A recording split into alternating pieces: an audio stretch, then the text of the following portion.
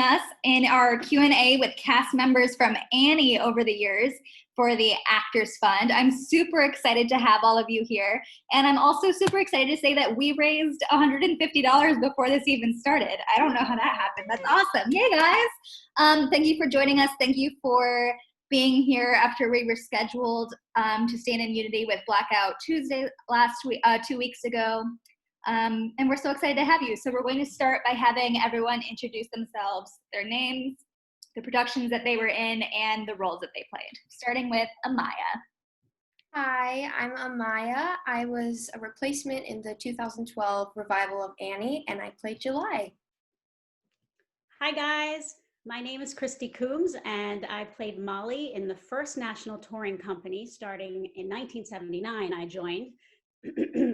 And I started playing Annie in the second national in 1980, I think. Marisa, was it 1980? 80, December 80, January 81. That's right, that's right. Okay, thank you.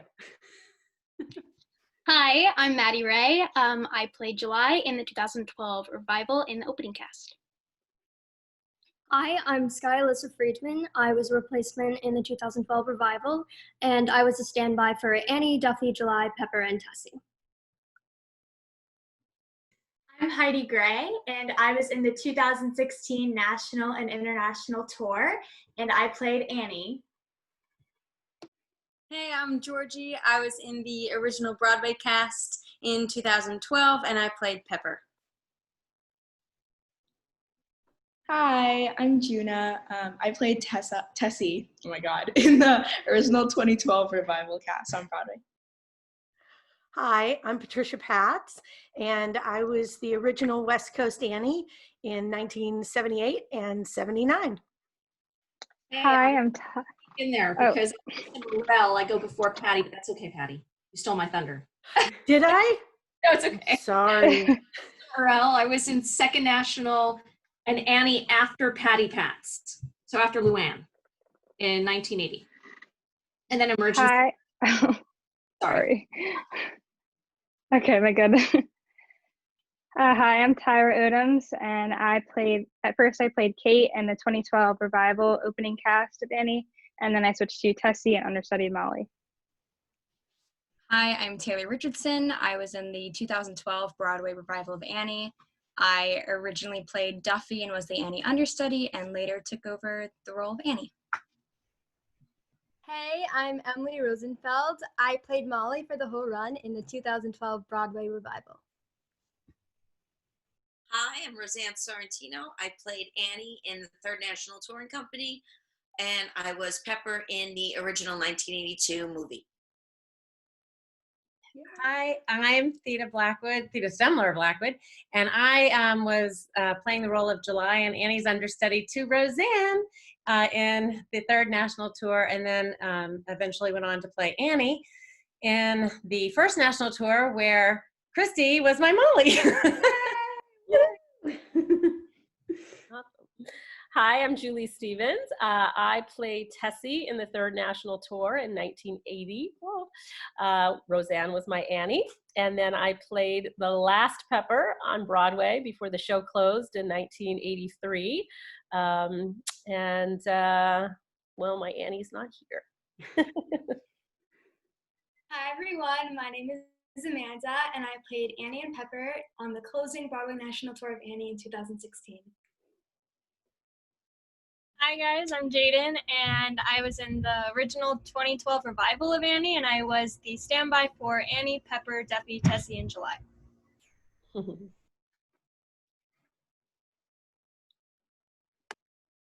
Keep muting myself. I'm old. Okay, first question is for our swings. What does it mean to be a swing, and did you ever have to go on mid-show? Skye. Okay. So what it means to be a swing is that you cover a bunch of different tracks for a different character, and you have to be ready to step in at any moment for that character and do their specific choreography, their specific harmonies, their specific lines. So you have all those different characters and tracks. There's a lot of organizational skills that have to go with it. And yes, I did go in in the middle of a show a few times. And that is a crazy experience, and it all happens very quickly. Yeah, I had to go on a couple times at intermission. One time, like right before the show when they called places, and then one time they actually had to stop a show in the middle of a number and put the curtain down. And I was tutoring at the time, like upstairs, and they had to run up and get me and throw me in the clothes and then just start from that spot in the show, which was scary. That's crazy. And when you say that you were tutoring, what do you mean by that, Jaidyn? And then I would also like to hear from some of the ladies from earlier productions if you also had wranglers and tutors backstage. Well, during the show and, the beginning, like during previews, right, I think, we get tutors and during rehearsals and all that. After the show opens and we're not kids working during like school hours, then you can either go to your own school, or I did homeschooling for the year.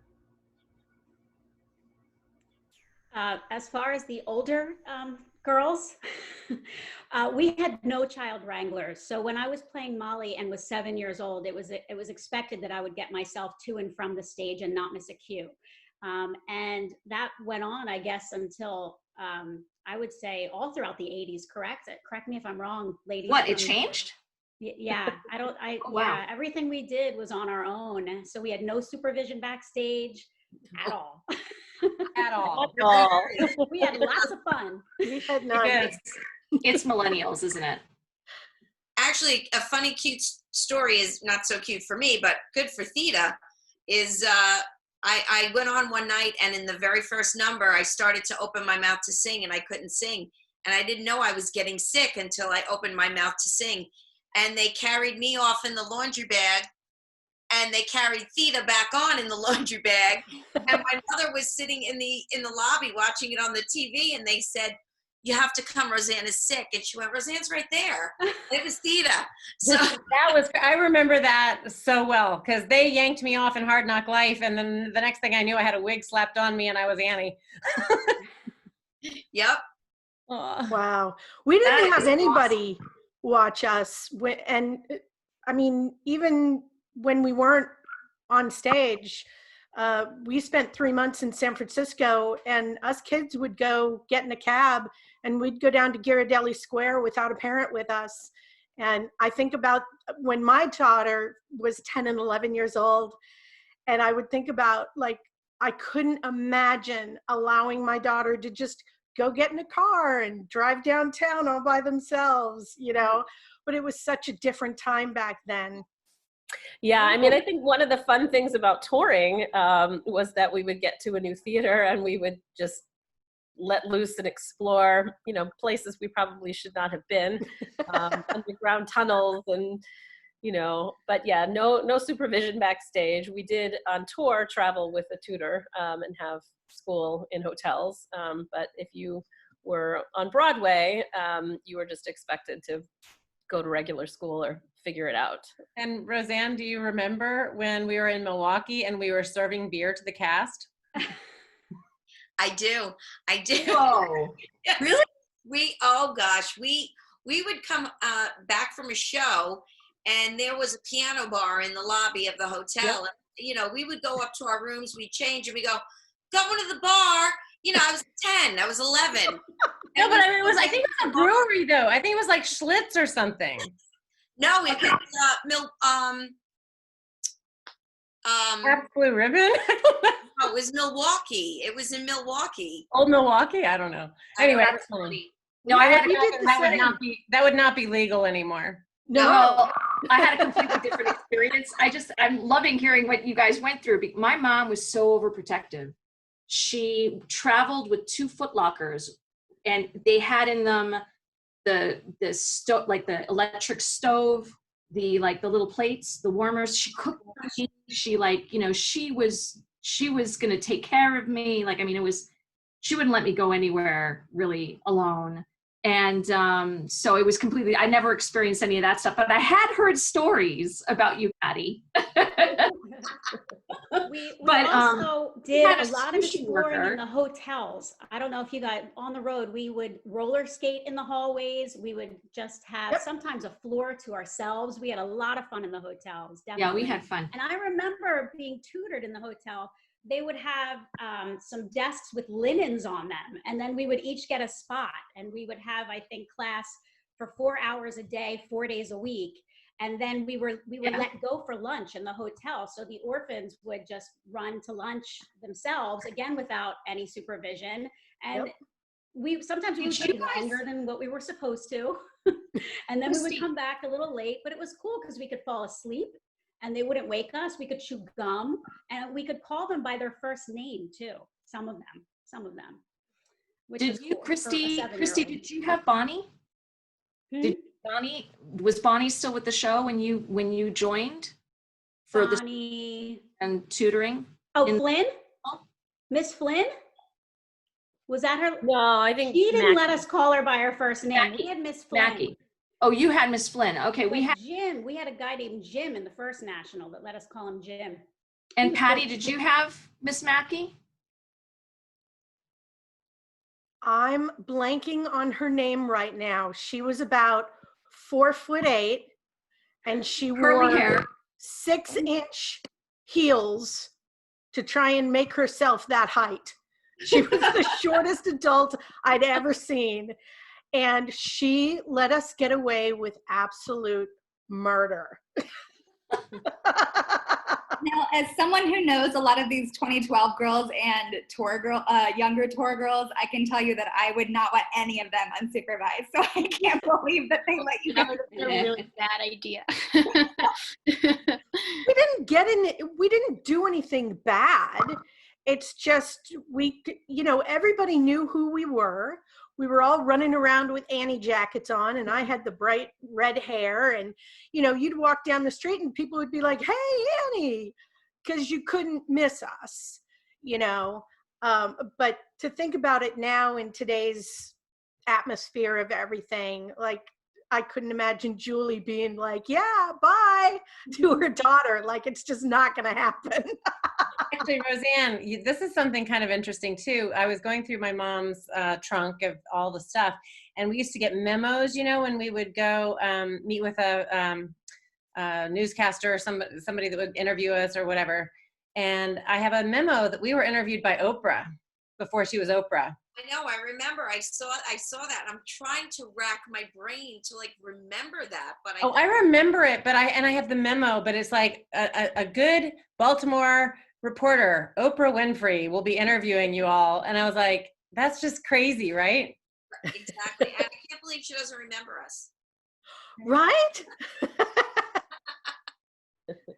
Heidi, next question is for you. What was it like performing out of the country as Annie?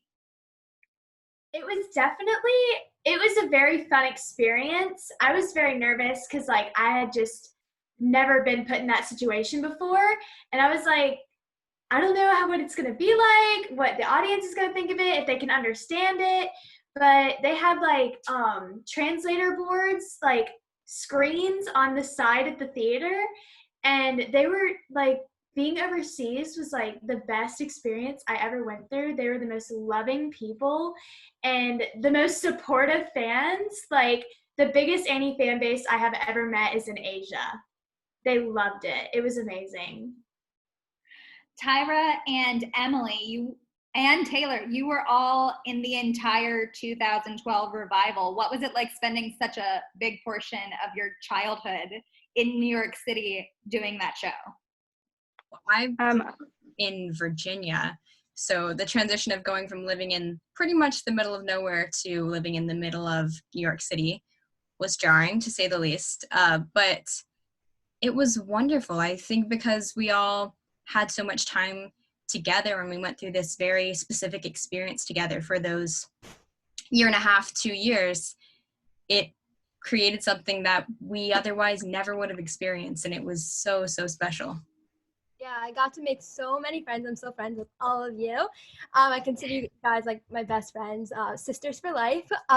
Yes. And I mean, we got to experience so many like amazing things. Like we were on the Katie Couric show. We performed at the Tonys, the Macy's Thanksgiving Day Parade. It was just like a great experience. Just also to be like so young and experiencing these things. It was really like great.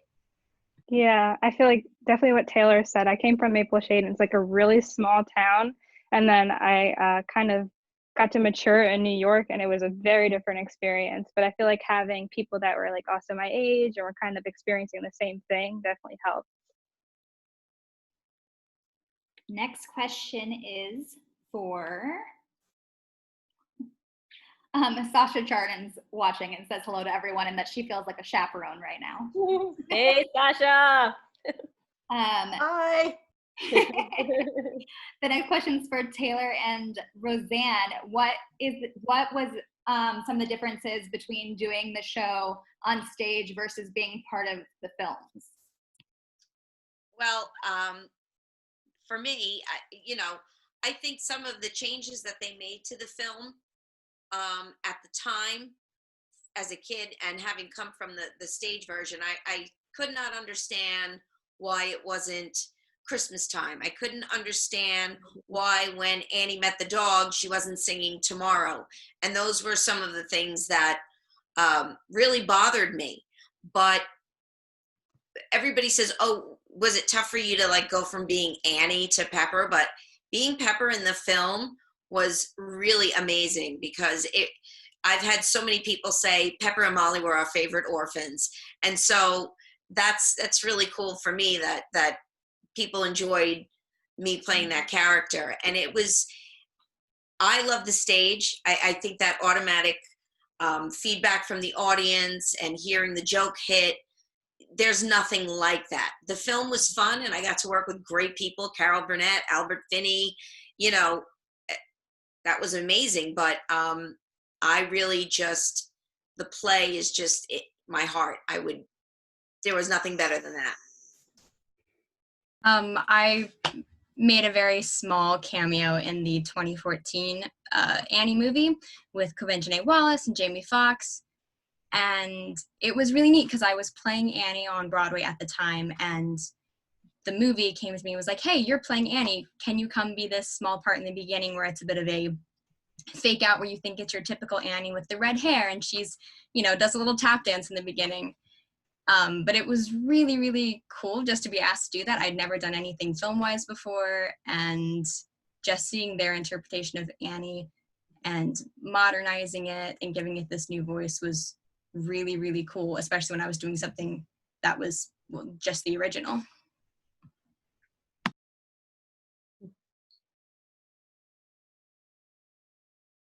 You're muted, Tiffany. Oh, thanks, Taylor. Lots of people just saying hello to all of you and that they love all of these stories. Hi, guys. Someone just said the Annie kids were never disrespectful. They were extremely professional and better than most adults. Well, I have to interject though, when you did get in trouble, which there were only a few occasions, not for Annie because Annie was always on stage, but some of the orphans at some point or another might have gotten into a little bit of trouble backstage, and they were actually removed from curtain call. Does anybody, the older girls from the original tour, anybody remember that? Or did it happen in your cast?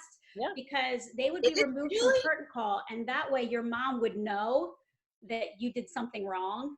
And so after the show, you had some explaining to do. And then I heard that they had to stop that. They wouldn't allow that to happen anymore. That may have been my... Oh, was that you? Yes, because that actually never happened on tour, but when I got to the Broadway cast, something happened in the dressing room. I mean, I was the oldest in the dressing room at that time, and, somebody told on me, and, it wasn't anything I did. And so the next thing I know, the stage manager comes up to me and said that my punishment was that I couldn't be in the curtain call. And I said, I don't think you can do that. I don't think equity would think that was, I said, I'm going to perform the whole show and then you're not going to let me take my bow. And she was like, yeah, that's right. So we called equity. That was the end of that, because That it was was you. I was like, that is not right at all. That's not, I mean, it's not professional. We didn't know to question it, so good for you. Well, I had an interesting thing where, I don't know if it happened to any of the other Annies, but I went through a period of like 2 weeks where my props were being moved mysteriously from where they should be. Like, the letter in the pocket that you're supposed to take out in the scene, and, and it would just not be there. Like, so it was, yeah, it was nuts. And I never found out who was doing it, but it stopped eventually. So that was good. Now, most of our moms were off at the bar across the street from the theater.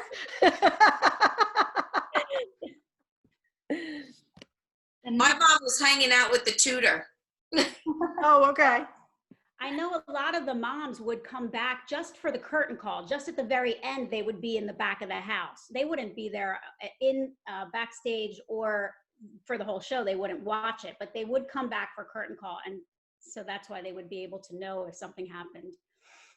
The next question we have, someone's asking, did any of the 2012 revival cast ever have any mishaps besides the staircase?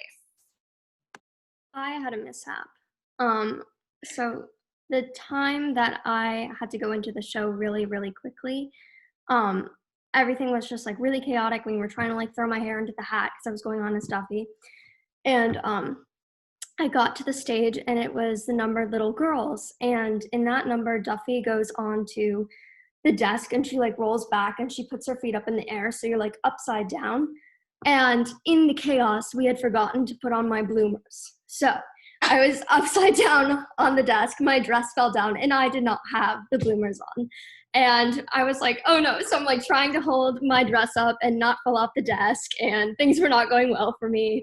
And when I got off stage, like the guardians and the dressers were in the wings, and they were like, okay, we did forget your bloomers. We won't forget again. So yeah, that was a little bit of a crazy experience, but it was funny. We all laughed about it afterwards. My favorite was when the bench didn't come on. I was about to say that. That was really weird. We got in trouble for that. We cracked up too much. Yeah, we were laughing. They were like, and then I had a basket of clothes over Emily's head that I put there, and then I picked them up, and I was like, should we just fold them, or? And then we just all started laughing, and then we walked off, and then we laughed, and then they were like, good job. You're like, thanks. Also, I actually slept in a drawer in the show at the beginning. And one time there was a technical difficulty and I was already placed in the drawer. And I hear the stage manager go like, oh, there's a technical difficulty. And I had no clue what was going on. I didn't know if there was like a robber in the theater, like a fire. I had no clue. I was little. I was like 8. So then I was just stuck in there for 15 minutes before someone came and got me out. And I was like hysterically crying after. It was really scary. I remember that. Yeah, it was very scary. I remember that too, Emily. There was one time, I don't remember which number it was in. I want to say it was Smile Darn Ya, and we do this big kick at the end, and my shoe. Oh my gosh! That happened to me too. I remember that. Audience is about this far from a lovely audience member's head. Flies by him. Oh, that and was so funny. Someone was able to go get it for me and bring it backstage later. But I was mortified that I almost kicked my shoe. That's happened to me twice, I think, and then another time, one time when I was going on as Annie, at the very beginning of the show when Pepper and July are fighting, Annie throws a pillow at them to get them to stop, and I think it was my first time on as Annie, but I completely the pillow missed him and landed in the orchestra pit. I remember that. And that's it. And there was one time the house didn't open, and we were just and we were like. That was awkward. I have to pile on to that mishap thing because and maybe Kristi remembers this, but we were on tour and it was right after Thanksgiving, and our dog trainer actually we had to eat in Chinese restaurants because they were the only ones that were open at that time on like Thanksgiving or Christmas or whatever it was. And the dog trainer was like so nice. She was gonna put or make the turkey and all that kind of stuff. So she was exhausted at the opening night or whatever it was, the next show. And I walk out on stage and usually that's when you find the dogs, when you find Sandy. There's no dog. absolutely no dog. And I hear in the wings, I hear, Lynn, to the stage now. You know, I could hear it, but I'm trying to just ad lib or whatever. And I was like, I wish I had a dog. You know, the dog trainer comes by with the cart and stuff like that. And then I had to just go, I wish I had a dog, you know, and I had to sing the whole thing, the whole first part by myself. Then the policeman comes out and then Sandy comes running out. And I'm like, Sandy, you know, it was a mess, but I remember it completely. I don't remember that. You I don't remember the dogs sometimes having accidents on stage. I have a dog Had thing to too. always clean it up. We had my dog Dan went on stage right in front of the trash cans right before the start of Tomorrow. And the audience starts laughing, of course. And for those that don't know the show, we had treadmills and they would move the sets by the treadmills. So there would be somebody that would grab the trash cans from that scene, and then they would put the pot for Hooverville in the same exact spot, and it would roll back out on stage. It was like a people mover. And so the lights come up and there's Hooverville with the big pile of poop right in front of the pot. And the lights go down and the stage goes off and up comes the orphanage, and right in the middle of the orphanage is the big pile of dew. Ooh. The lights go down. I have one mishap story, if I may add. It was our Miss Hannigan, Jane Cannell's birthday. And for her birthday this particular year, we wanted to bring out a cake during curtain call. And there were supposed to be balloons that were going to come from above the stage. They were supposed to come down at the very end, and we were all supposed to sing Happy Birthday as a cast. Well, shortly after the first mansion scene where Annie is meeting Warbucks for the first time, Reed Shelton was my daddy Warbucks. Grace is in the scene with us as well, and we're being introduced. Well, a balloon fell to the stage, and we continue with the scene, and another one fell, and then another one. And by the time Reed Shelton finally stopped the show, the entire stage was covered with balloons. So he had to ask, he explained to the audience what was happening, and he had to ask some of the stagehands to come out and clear the stage. And so we pushed them into the orchestra pit. And then at the end of the show, they were pushing them back on the stage. We brought out the cake, we sang, and she didn't hear a thing because her monitor was down. So she had no idea what had happened. So it was still a surprise at least. But yeah, we had never stopped a show other than that one time in that whole run. People are asking for audition stories.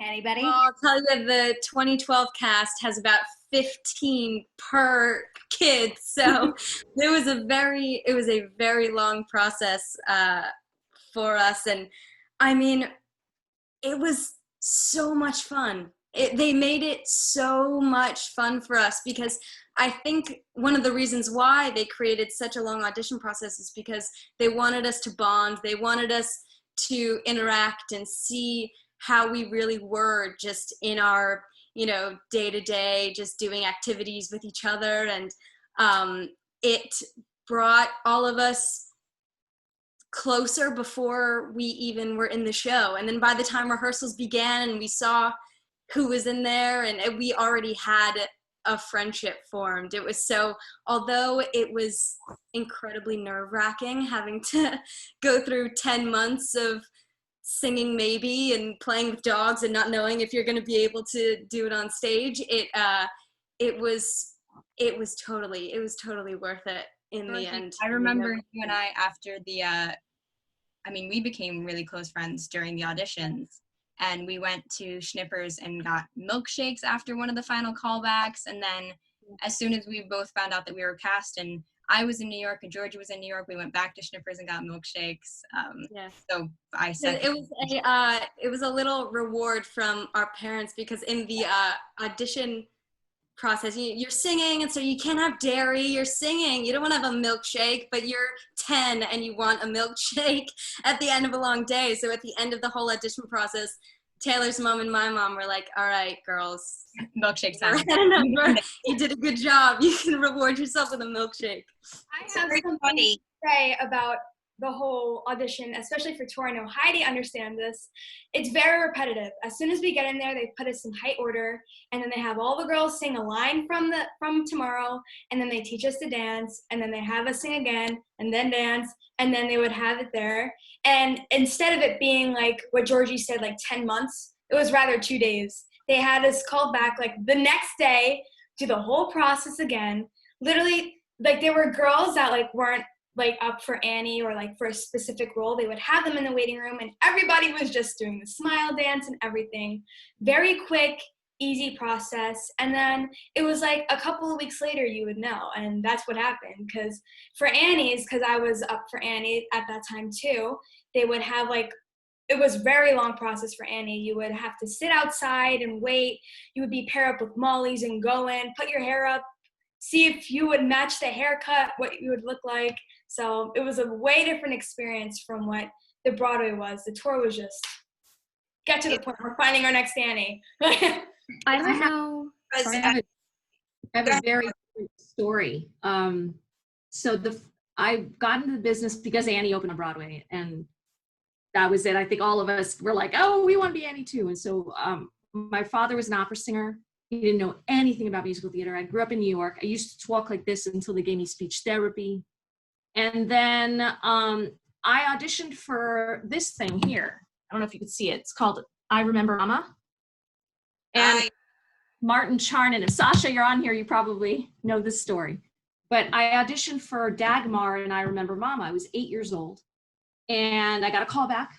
And after I sang, Martin Charnin, who was the director of I Remember Mama, came out and came to me and looked for my parents and said, you know, I don't think this is going to work. This isn't the right show for you, but I do think there's another show that's probably right for you. And he hands me a script of Annie and told me that I should go to the theater and meet him there next week and audition for Annie. And it was before the first nationals. The first national, they were casting for the first national at the time. And I was so excited. I was like, oh my God. I memorized the entire script. I had no idea. He had like earmarked 2 scenes, but I memorized the whole script, showed up at the theater, sang my little heart out. He offered me the role, I should say my parents, and my father turned it down. My father looked at him and said, I don't know, she's 8. She's never done a show. She's going to be on stage 2 hours the whole time. She's gonna like 8 perform. You're gonna ruin this girl. I don't want to ruin my daughter. So I went home. I was crying. It was like my dream, and it was like poof, gone. Then to make matters worse, they have callbacks for I Remember Mama, and I had the flu, so I couldn't go to the callbacks. So I was like, oh no, I'm not gonna do this. I'm not gonna do that. And then lo and behold, I guess the original girl cast as Dagmar and I Remember Mama got Blue Lagoon to play Brooke Shields young. And then Tara Kennedy became Dagmar. And the next thing I knew, I got called to go to rehearsals. So I skipped the rest of the audition process. So I ended up understudying Dagmar, which by the way, I thought was amazing to be able to start off doing understudy. My hat goes off to the swings, to everybody that's done that, because it gives you such an appreciation. A year later, I got offered a second national. I did Annie then, but it gives you such an appreciation when you've played either as a swing or an understudy or a smaller role in a production, to not be a jerk to the people that are working with you when you're Annie. Because I tell you, there were some kids out there that, ooh, they were not nice. So the audition process changed a lot over the years from when we did Marisa and Theda and Kristi and Julie. You know, there wasn't this bonding experience. When I auditioned, I had 0 experience. My mom actually made a tape of me singing Tomorrow over Andrea McCardle's voice and sent it off to somebody who knew somebody who knew somebody who knew somebody to shut me up. And that backfired on her because they called and said, we wanted to audition. And, you know, it was all new to me. And I just kind of went in like, deer in the headlights, didn't know what was going on. And they called my mom, but they didn't speak, I think, Marissa, like you, they didn't say to my parents. They said, Martin said to me, I'll never forget it, in the quick change room, and there was a Milk Duds box on the floor. I don't know why I remember that, but I do. And he took my face in his hands and he said, will you be my Annie? And I'm like, yep. And my mother's like, what? And just like you, Marissa, I was begging on the front porch. I'm like, I'll never ask for anything again. Please, please. So it was very different. There wasn't all this bonding and hanging out with the kids. It was like, it was competition, Oh, yeah. Well, do you remember when they down 46th Street? What? Or was it 50th Street? I'm trying to remember which street it was, but they closed. Second. Oh, yeah, because they had, what's like 4,000 kids show up for an open call? Yeah. Right. Back in like. It was crazy back then. I mean, I went to an open call for Molly, and that's when you had like people going around the block, like just waiting in line to get into audition. And actually auditioned all day that day till it came down to me and one other girl. So that was a really long day. And we went home and they called us 3 days later and said, would you like to be Molly? And of course they asked my parents, and then they put me on the phone, and I said, absolutely. And we had to be in Detroit in 3 days. So my parents had to make a decision, very, very quickly. And that 6 months turned into a year. And then what they did, I don't know if anybody is familiar, but a lot of the times the orphans were allowed to audition to be the next Annie for whatever company needed one. And so I think we were in Chicago, and the orphans were auditioning for the next Annie for the second national, which Marisa was the Annie in that cast at the time. And we all auditioned there. I got called back and flown to New York. And Martin, I auditioned the one day, all day again. And then the next day we went back to the theater, but nobody was really there. It was just a couple of girls. And he asked me and my mom to wait in the house of the Alvin Theater. And he shortly came out a while later and said, what's your biggest dream? And I said, well, my biggest dream ever since I can remember is to be Annie. And every time I pass a wishing well, I throw in a quarter. And my wish is to be Annie. And a quarter was a lot of money back then, to an 8-year-old. And he said, well, sometimes wishes and dreams come true because you're our next Annie. And so I was excited. And yes, Marissa, I turned 9 shortly after, or no, right before I opened as Annie. In fact, like 2 days before. We keep getting younger, right? Like, yeah. So I remember when you came. And Roseanne, this is an interesting one too. I remember Roseanne, this was when we were playing in Atlanta, I'm pretty sure. And, I was Roseanne's understudy. I feel like it was Atlanta. Anyway, somehow or another, Martin wanted to fly me to New York to audition for Annie. Do you recall this at all? Go ahead, keep going. Okay, well, anyway, so I get on a plane. They send me on a plane. They put my understudy in for the day or whatever. They were going to do that night. And I fly to Manhattan. I'm at LaGuardia, and Martin is at the gate as I'm getting off and says, Roseanne is sick. You've got to go back to Atlanta. And he handed me a script. And it was the first time I went on as Annie that night. No, wasn't it? Mm-hmm. I think it was Atlanta. Baltimore? Maybe it was. I don't know which city. But I remember it was the first time that you'd gotten sick. And I literally got all the way to Manhattan and never saw the Alvin Theater. Okay. Such a jerk. I'm sorry. It's okay. It happened. So I did Annie for 1 year. I was really homesick. I wanted to go back to New York. And in December, Kristi comes out, does an amazing job. She was tiny. So I'm about to leave to go back to New York. I got my bags packed. The bellman comes to the room. We're ready to go to the airport. Phone rings, and it's the producers calling me from New York because the first national Annie was sick in Detroit. And the understudies weren't ready to go on or something. That's what they said. Come to find out, there was a flu epidemic in Detroit. Everybody was sick. I land at the airport. I haven't worked with anybody in this cast at all. I land at the airport. I get to the theater. I work with the dog for a little bit, learned a dance that they had in that production that I didn't have in my production with Daddy Warbucks. and went off and met everybody on stage for the first time. Then, of course, I got the flu. So for the rest of the next 2 weeks, I was stuck in Detroit with the cast. I was wonderful. I got to meet everybody. Everybody was so nice to me. And they would take our temperature and see who had the least amount of temperature to put them on that night to play Annie. That was my tour, wasn't it? When you were fourth national or first national? I was first. In 80? Then it was you. 81. Yeah. 80, 81, yeah, that was it. Then I finally met you in person, I believe, in Boston. And I was like, oh, you're the one that came in. When I was filming the movie for Never Fully Dressed Without a Smile, I was very sick. I was running an extremely high temperature, and there's no understudies, and they don't stop production. So they were looking for a trailer for me to rest in between takes. And I actually rested in Carol Burnett's. She was the only one who would volunteer her trailer for the sick kid. And I would go in between takes and lay down, and she would actually come in. She was very sweet. She did the mom thing, you know, where she put your lips on your forehead to check your temperature. She was really very sweet. But so there was it was just like 104 temperature. You're doing Never Fully Dressed Without a Smile. I look at it now and I'm like, yeah, it kind of looked kind of not real great in that number. I remember from my first audition, they would give out like a little ticket kind of thing if you got a call back.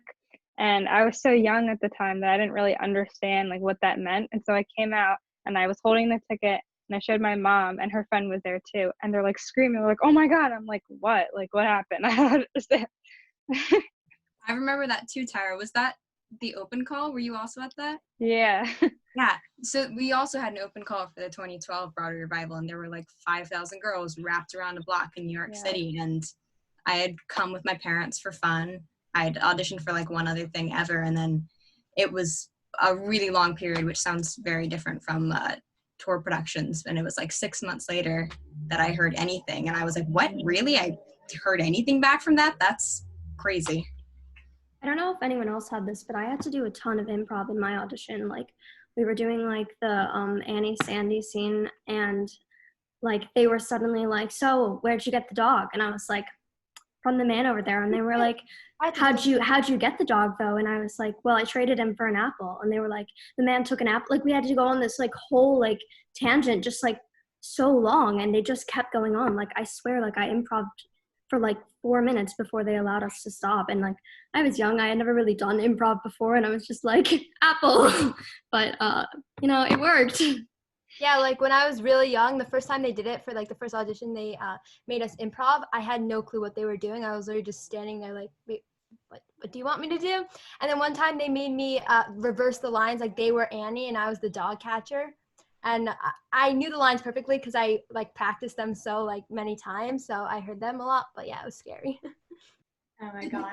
Yeah, they would just go off script. I have one funny story. Ooh, who's going? Oh, sorry. I was just going to ask, did they make you sing happy birthday at the open call? Because that was what they did in the 70s. I don't know if the 2012 cast had that experience. Just curious. Going up the scales too. Like you would sing it and then you'd sing it a key higher and then higher and higher and higher, like by the piano. I remember that. They had us come in with our own songs, and then if you got called back, they'd start putting you through your paces with Tomorrow and Maybe and Hard Knock Life. Did they make you blow raspberries in Martin's face? Do you remember that? We had to go, oh yeah. And like my friend Kristen, who ended up in the cast with me, she couldn't do it. Like she was like, oh no, I could never. And she got Tessie. Oh my goodness. I remember when I auditioned for the second time. The first time I auditioned, I got cut. I was devastated. Annie was my dream role my entire life. I got casted at a local theater, but then my mom told me I couldn't do it because she was like, Heidi, you're too young. You got to save your voice. And so when I got cut, I was just devastated. And so I went to audition for the second time, And we were in like the 5th round of doing the dancing and singing. And the lady who was working at the studios that day, she had a pile of headshots. And so she just called out all the people and she was like, okay, if I called your name, then you're free to go. Great job. And so I thought she'd called my name. And so I walked up to her and I was like, did you call my name? And she's like, what is it? I was like, Heidi Gray Kokenauer. And so she was like, yeah, I think so. And so I was like devastated again. So I had to leave and we were like all the way back to our hotel and we get a call from the casting agent and she was like, where's your daughter? Where's Heidi? And my mom was like, Heidi, it's the casting director. And I was in pure shock. Like that was such a turning moment in my life. Like the flip switched and she was like, we need her back here. She needs to read with Molly. And so I remember running back into Ripley Greer Studios. Like that was the best moment of my entire life. Like being accidentally cut and then the next day being casted as Annie, like right as soon as you like get out of the audition was the best thing. It was the craziest story. It was insane. Miss Georgi, you knew this question was coming. People want to know about your mom being in the show. Oh yeah, I was gonna bring her up if nobody asked anyway. Man, it's so special. It's so special because I grew up knowing all of her stories about her experience on tour. My mother was the Tessie. She was Tessie in the 2nd national tour of Annie, and so I've always Third. Oh, the 3rd national. Sorry, Mom. Sorry, Mom. So yes, and so I've always seen all of her old photos, and I've known about Julie and Kristi and all these names and people, and then finally when I got into this whole process, and then eventually once I was in the show, getting to share it with her and go through it with her again and have her involved in it with me and getting her side of things. I mean, it just made it, like I said, it just made the experience so much more special for us both. Yeah. This question is for Amaya and Skye. What was it like coming in partway through a production? Honestly, it was amazing. I was scared at first because I was totally new to this. I had like 0 experience, but then the cast was super welcoming, so it honestly was amazing. And typically, like when you originate a role, you normally have like a month of rehearsals and then you have previews, but then this time it was only 2 weeks. So it was kind of stressful but at the same time it was so much fun because the cast was just so welcoming and so nice. Yeah, same thing as what Amaya said. It's a little intimidating at first because you're coming into, a place that already has a family and already has a rhythm, and you kind of feel like you're breaking that, but it's also really exciting, and everyone is always so beautifully welcoming and like happy to share all their knowledge, and like just they're so kind to you. So it was really exciting, and like Amaya said, we had a really quick rehearsal process. We had 2 weeks, and it was a little intimidating for me too because I covered multiple roles, so I didn't know how much I was expected to know of each role in those 2 weeks. So it was a whirlwind, but so grateful for it. We're getting close to the end of our time here, but first I wanted to ask, someone was asking if everyone had seen the show before they auditioned, but I specifically wanted Julie to answer this one because I know it's story.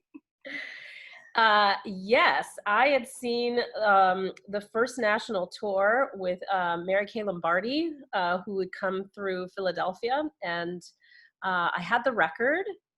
A record, something you play on a turntable.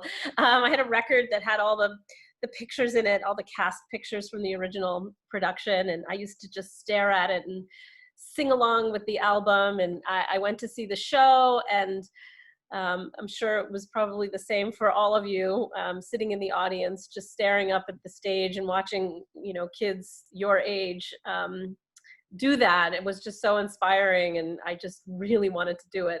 And so I did audition for it. They were having an open call in Philadelphia, and I auditioned. I think they were considering me for Molly because I was pretty young then. And I didn't end up getting it. But then I ended up in New York meeting with a modeling agency, and that meeting did not go well either. And just kind of was walking back to the train station, and we passed the theater where Annie was playing. And I just walked in the stage door, not even sure why. It was like, I was like a homing pigeon, I think. And I ended up crashing an understudy rehearsal. The theater was dark. It was just the Annie understudy and the Warbucks understudy on stage rehearsing NYC with the rehearsal pianist and the stage manager. And we just stood there for a while, and my jaw was on the floor. And finally the stage manager came over and he said, "Can I help you?" And I said, "I want to be an Annie." And he didn't laugh at me. He just said, okay. And he asked my mother if she had a picture in her resume. And my mom said, "Well, we have a picture, but she's never done anything, so we don't have a resume." And he said, "If you wait here for another 10 minutes, when we're finished, we'll have you come on stage and sing." And so we did. And when the little girl was finished, she walked past me and kind of gave me a funny look. And they asked me to come on stage, and they asked me to sing Happy Birthday. And I did. And he said, "Great, can you come back at 6 o'clock?" And we were like, "Yeah, sure." And we went and got something to eat and came back. And I had been invited to basically crash a third callback, at which point, again, didn't really know what I was doing. And Martin was there. It was very intimidating. And all the parents were in the audience. And there was just a circle of girls. And they all just looked at me like I was the enemy. Like, "Who are you? We've never seen you before." So I got through that whole audition process, totally nervous. I remember everybody had to stand up and sing a couple bars of, you had a choice of either Tomorrow or Maybe. And everybody was singing Tomorrow. So I decided to sing Maybe, not knowing that was just not the right choice, because Martin really wanted to hear everybody belt. And so I was cut, but through a series of, people just going up to my mother and saying, "Your daughter's really cute, she should take some dance lessons." And one thing led to another, and I ended up meeting a manager shortly after that, like a week after that. And then that manager sent me on the next open call, which again was only a matter of like months. And that's the one that I ended up getting. But it was sort of just a series of, I was so determined. I really just, I kind of knew it was going to happen. I was determined to get in the show, and I just looked around and I learned everything I could. I learned what to wear. Everybody was wearing overalls, and Martin always pulled the bows out of your hair. And so you had to really look like an orphan. So, as like tomboyish as you could. So by the time I got back there, I had my Oshkosh bagashas on, and my hair all messy, and my bangs, and belted Tomorrow like nobody's business, and figured it out.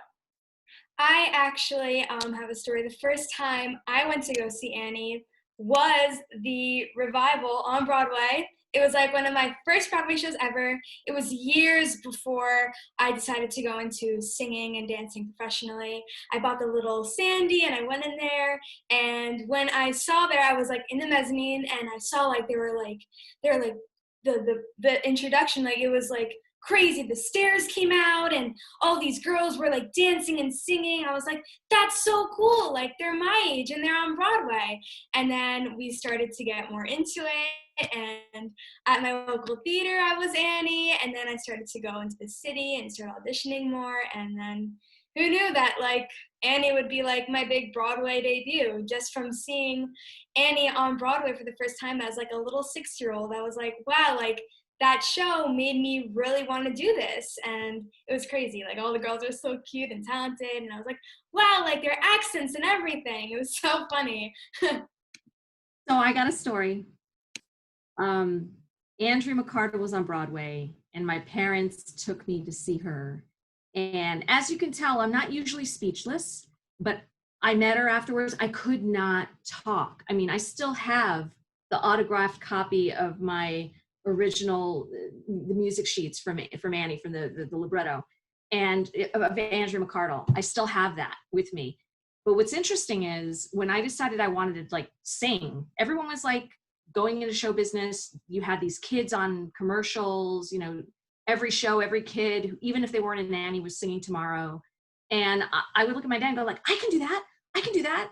And he didn't know where to start. So Martin Balsam, I don't know if any of you guys know who he is, an old character actor. He knew my dad, and he happened to know Andrea McArdle's original agent, Dolores Sancetta at DMI Talent. And my brother used to play piano. He was 6 years older than me. And he set up an audition for me. And that's how it all began for me. I mean, I had zero connections. I knew nobody. And I walked into this office. My brother played the piano. I sang for Dolores, and Dolores took me on because Andrea just left after, I think a couple months. She went to William Morris Agency. So she needed a new protege. So that was crazy. I mean, and I'm first generation. My father's Italian. My mom's from Argentina. I was born in New York. And for me to come from my humble beginnings to like be in any Broadway show or national tour was just mind boggling. So thank you, Martin.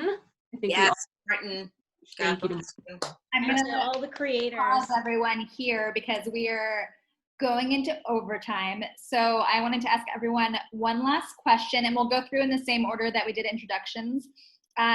And tell us either your favorite memory from doing the show or, so many fans. You guys are so popular. Favorite memory from doing the show, or a Martin memory, or why you think Annie is so incredibly special and why it has the audience that it does after all of these years. Starting with Amaya.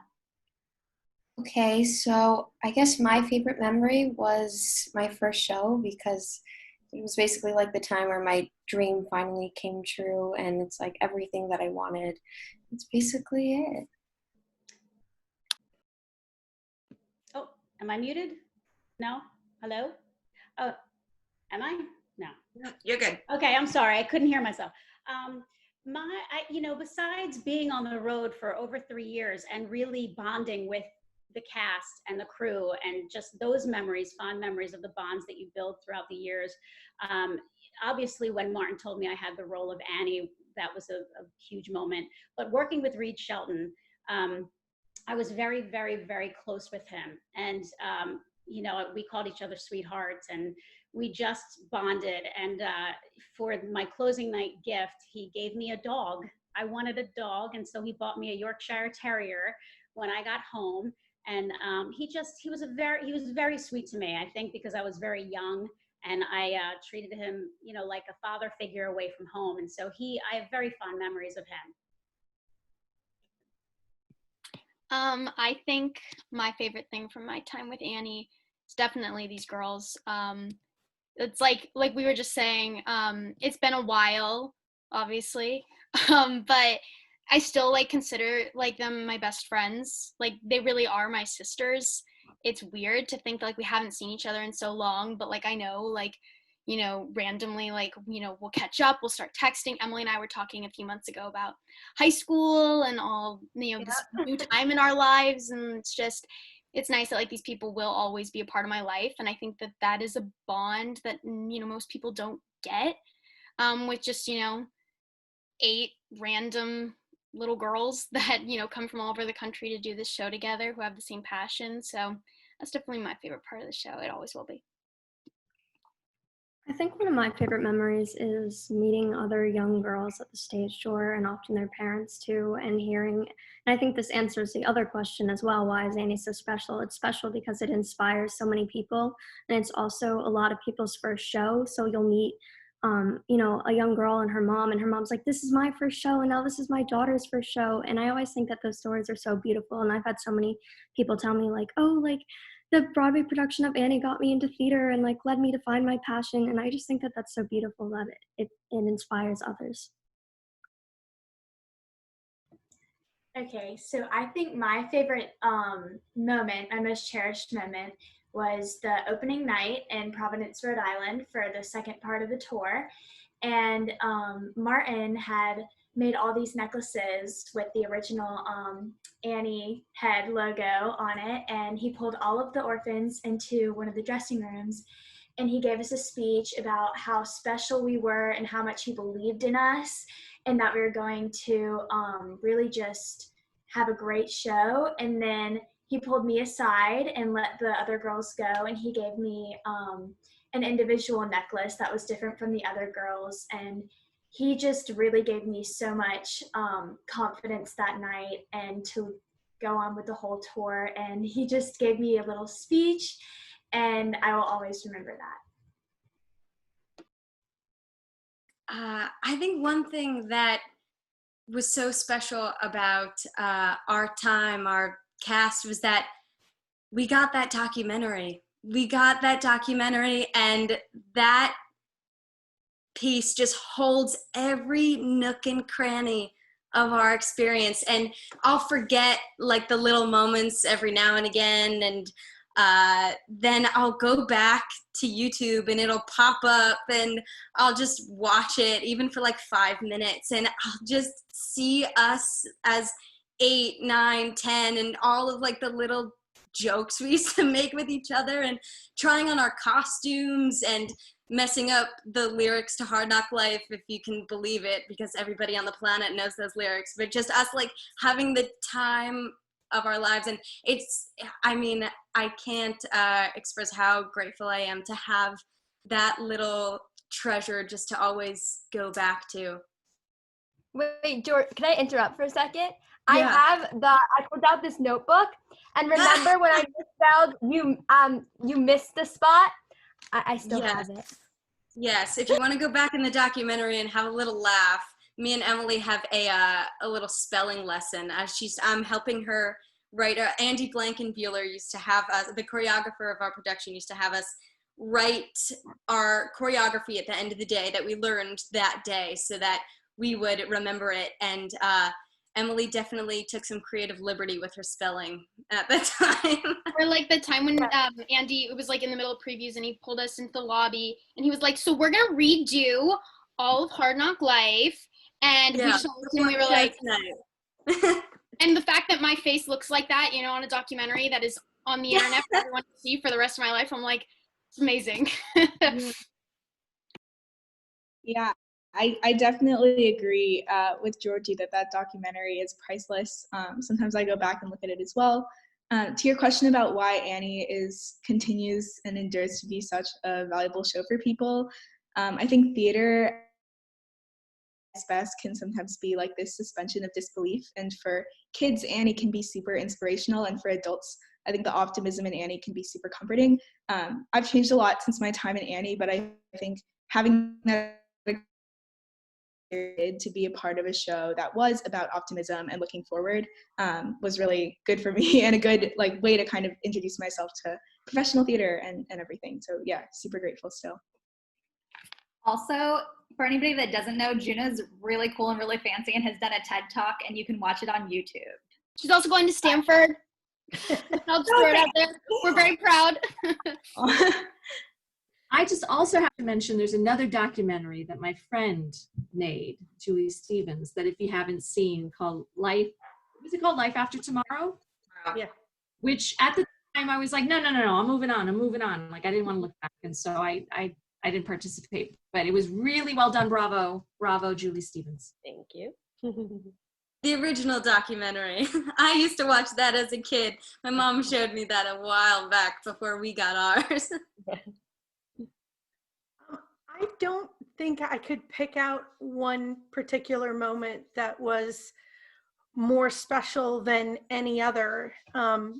Every day was something different and unique. I worked with some absolutely amazing actors.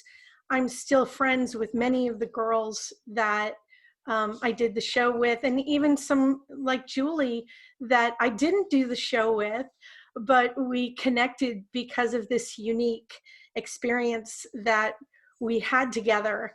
And so to just pick one, I can't really, but we met such amazing people. Michael Jackson, Lucille Ball, Fred Astaire, Gene Kelly. I mean, the list was just a mile long of the people that came to see the show. And those people were my heroes that I got to meet, you know. But just the whole experience, like I just can't imagine a better childhood than having done that show at that time with those people. I'd have to say my favorite memory is probably just getting to grow up in that kind of environment with all those people who were so loving and supporting all the time, and like just being in that community growing up, and not even just within Annie, like the whole Broadway community, just so welcoming. And I think it really had an impact on me growing up with all those like wonderful people in my life and all those inspirations and influences and stuff like that. And then of course, obviously all the girls that I'll always be friends with will always have these memories to look back on and laugh about. So definitely that too. I think the memory that sticks out the most was my first time on as Annie, because I was the understudy, and it was during previews, and I found out the morning of the matinee that I was going on, and I had not had hardly any rehearsal as Annie. Wow. So they brought me in an hour beforehand, and they were like, all right, we're going to teach you, like I knew the lines because I'd heard them a million times, but we're going to teach you the dance, we're going to teach you the staging. And just having everyone really be like, you're going to be okay, take a breath. I think Anthony Warlow, who played Daddy Warbucks, just came and gave me a hug before the show. I was like, it's okay, you're going to be amazing. And also just having all of the other orphans really being supportive and rooting for me, and just feeling that sense of, oh, I'm okay. I'm around people who love me and who want me to do well. That's cool. Okay, I can do this.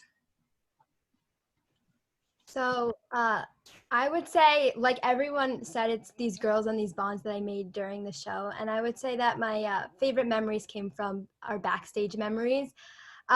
We bonded, and we would, like, for example, we would create iMovies all the time, and Junah would even make us origami, like families of little swans, and like we just had the best time, and it was like the best like experience making all these like best friends for life. Do you guys remember the frogs? We had like a whole show. You know, we did a training workout video. I still have it on my phone. I saved it. So many music I still videos. have it. And the video like stars. little films like Taco Tita. What did we do? Taco Like Tito's. I have it still. I haven't watched it since. But yeah, we used to make all sorts of silly videos. We got some good content. We got yeah.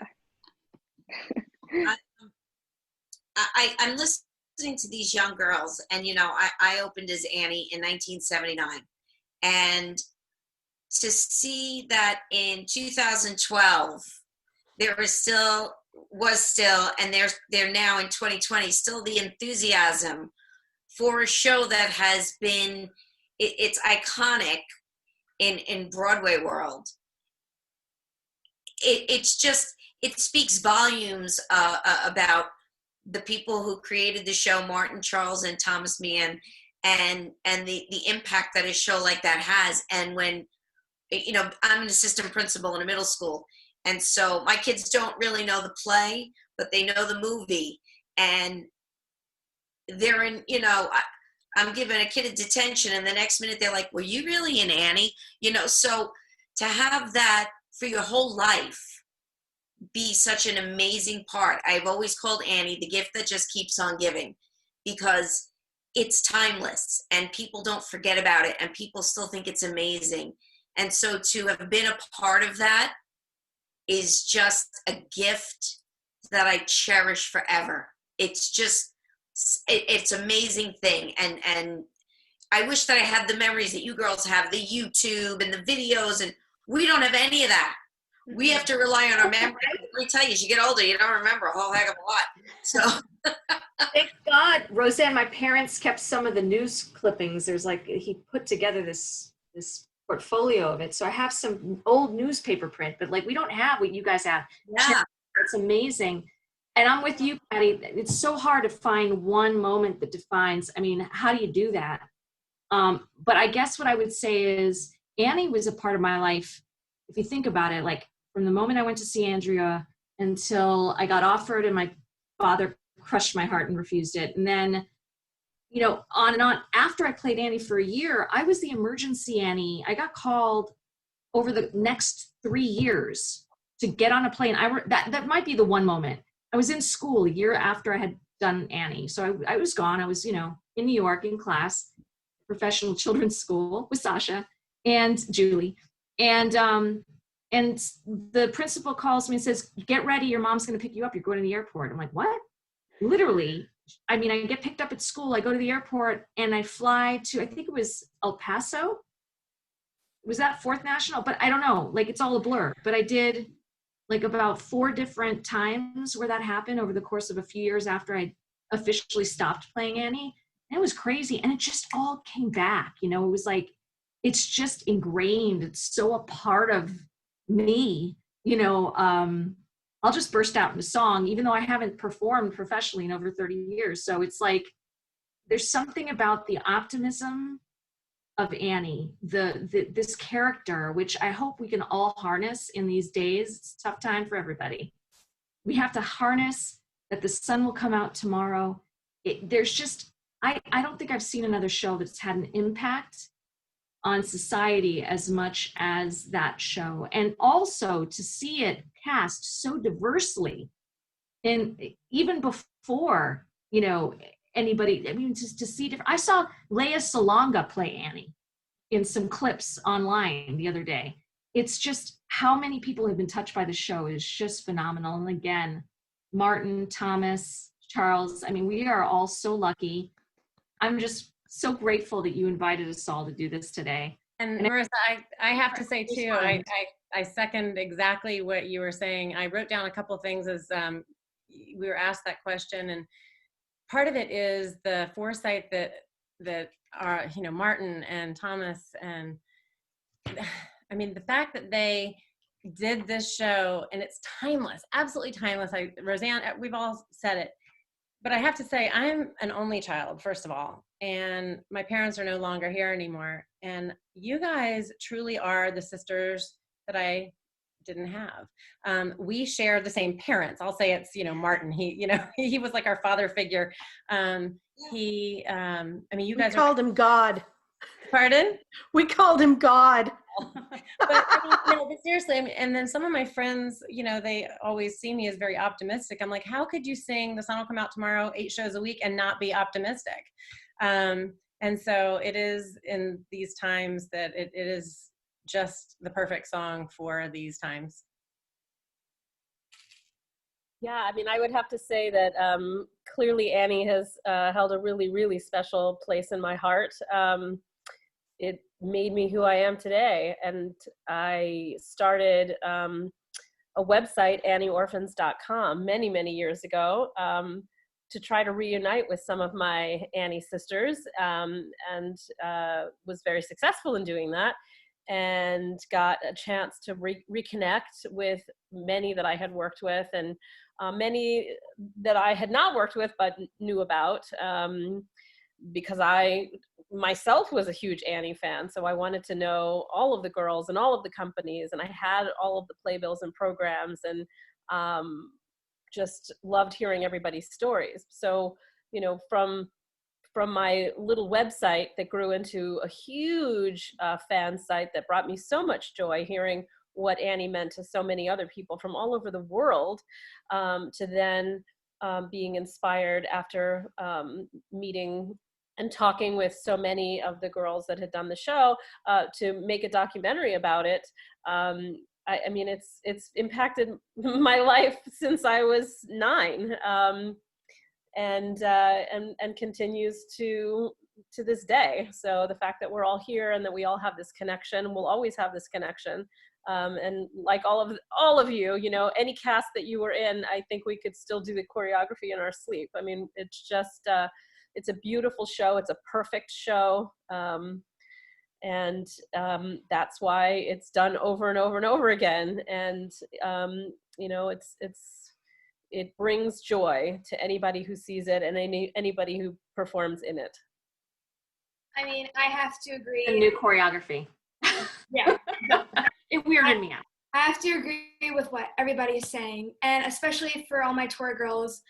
Although touring process was really hard, I had to play Annie for 3 weeks full of one-nighters, which was a crazy experience. But at the same time, I'm so glad that I did it.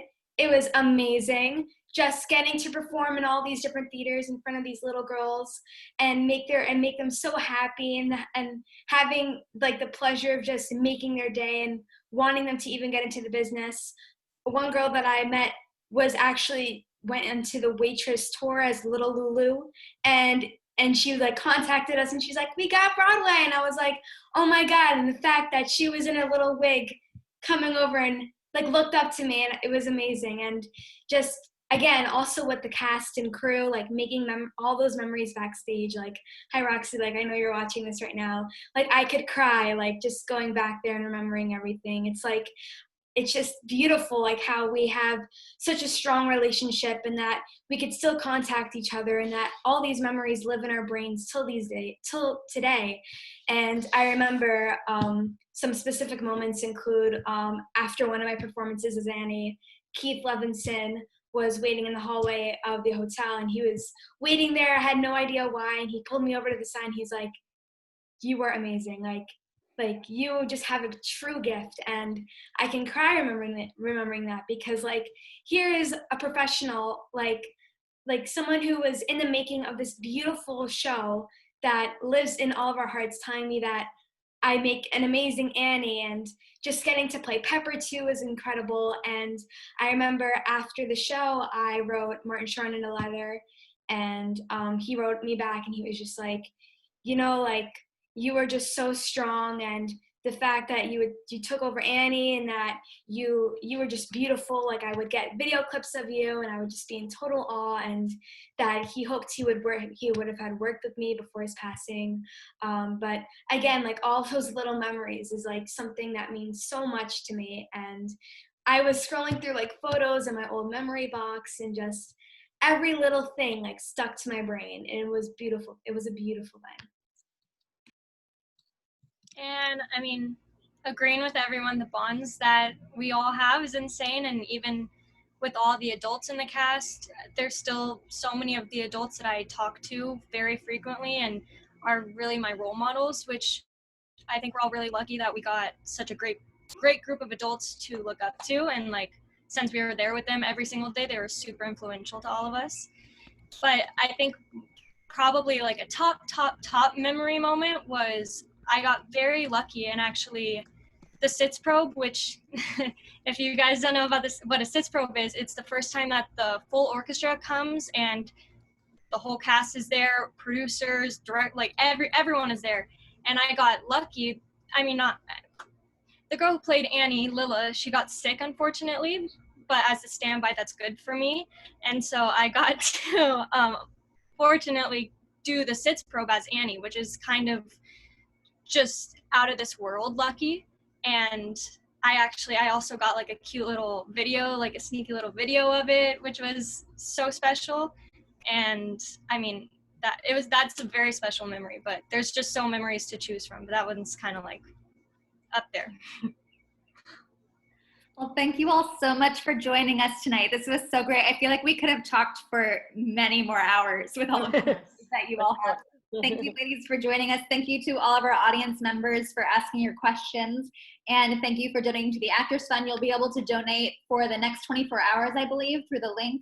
And I know that this is like a really weird time for so many people right now. So if you can't donate, you don't have the means to donate, do something nice for someone and do it in Annie's honor. Thank you so much, everyone, for being a part of this. And I can't wait to see you all for the next one. Thank you, ladies. Thank you, Tiffany, for putting this together. Thank you so much. Bye, everybody. Bye, girls. Bye, everybody. Bye.